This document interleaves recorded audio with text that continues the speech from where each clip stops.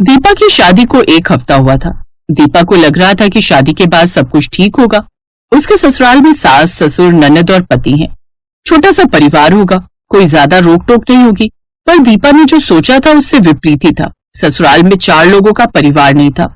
दीपा की सास की बहुत दूर दूर तक रिश्तेदारी थी। आए दिन दीपा की अलग अलग सास आई रहती थी। दीपा बहू, ये तुम्हारी मौसी सास हैं, पैर छुओ सासू माँ के। जीती रहो बहू, अब जल्दी से पोते का मुंह दिखा दो।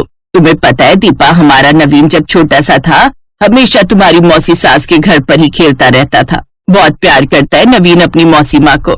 बहू, मेरे लिए तो दूध में पत्ती डालकर ले आना और हाँ, चीनी कम डालना। काफी देर तक मौसी सास बातें करती रही, तभी पड़ोसन भी आ गई। राम राम सुमित्रा बहन, कैसी हो? अरे पुष्पा बहन भी आई हुई है। आओ आओ कमलेश, कैसी हो? बहू, ये भी तुम्हारी सास ही है, इनके भी पैर छुओ। अरे बहू, तुमने मेकअप नहीं किया? अभी तो तुम्हारी नई नई शादी हुई है। थोड़ा लिपस्टिक बिंदी लगा कर रहा करो।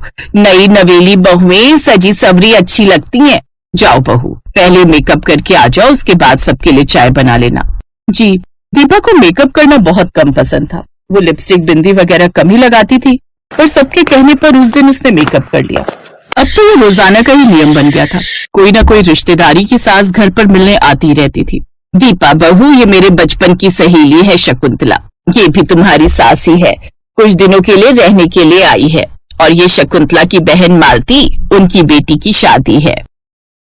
बहू, मालती मेरी बहन है, इस नाते ये भी तुम्हारी सास हुई। मालती के भी पैर छुओ।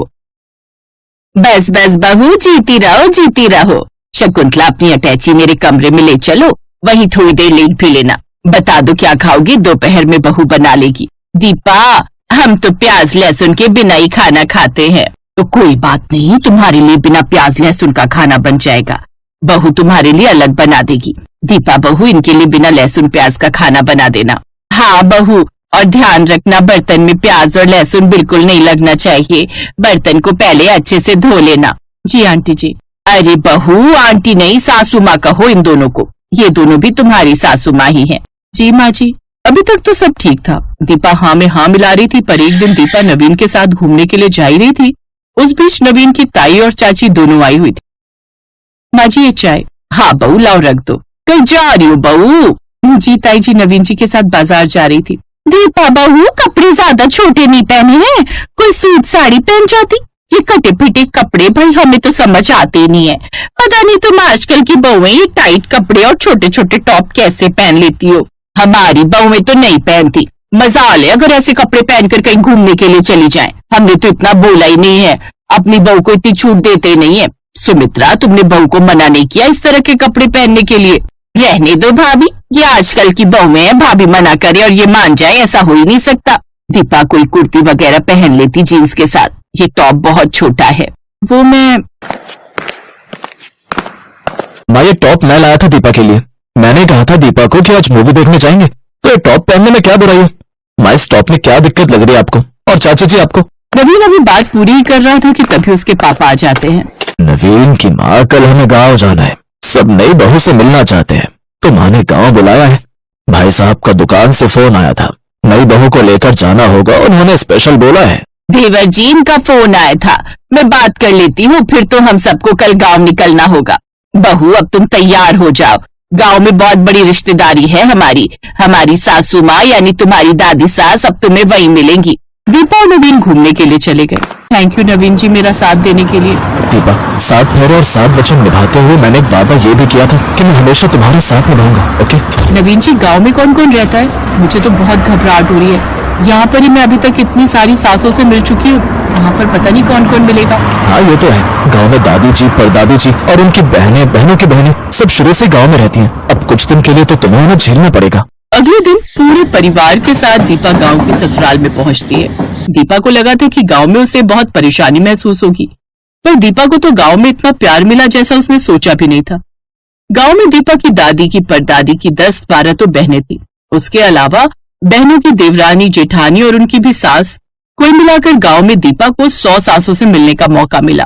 दीपा बहू, गिनती कर लो, तुम्हारी 1-2 सास नहीं है, बल्कि ये समझ लो तुम्हारी ससुराल 100 सासों वाली ससुराल है। सब तुम्हें प्यार देंगी। हमारे यहाँ सब एक साथ मिलजुल कर रहते हैं। हर परिवार में बहुत प्यार है। गांव में जितने भी दिन रहोगी तुम्हें किसी चीज की कमी नहीं रहेगी। अच्छा मुझे एक बात बताओ, तुम्हें सुमित्रा ने तंग तो नहीं किया ना? क्योंकि मैं भी इसकी सास हूँ।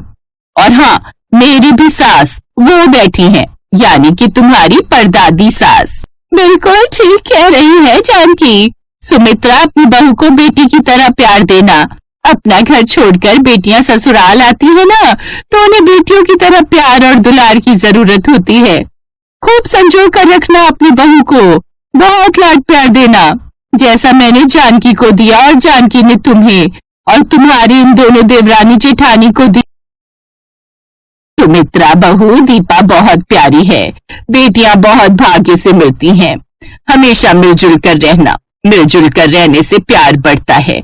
हम तो बस यही आशीष देंगे दीपा बहू कि तुम हमेशा इस घर में खुश रहो। ये हुई ना सुमित्रा अच्छी सासों वाली बात। अपनी सास की बातें सुनकर सुमित्रा की आंखें नम हो गई। उन्होंने दीपा को गले से लगा लिया और कहा, दीपा बहू, अब ये घर तुम्हारा भी उतना ही है जितना मेरा। मैं वादा करती हूँ तुम्हें कभी पराया नहीं महसूस होने दूंगी। दीपा बहू, तुम हमारे खानदान में इकलौती बहू आई हो। मेरी तो 2 बेटियां हैं और तुम्हारी चाची सास की भी एक बेटी है। नवीन परिवार में इकलौता बेटा है।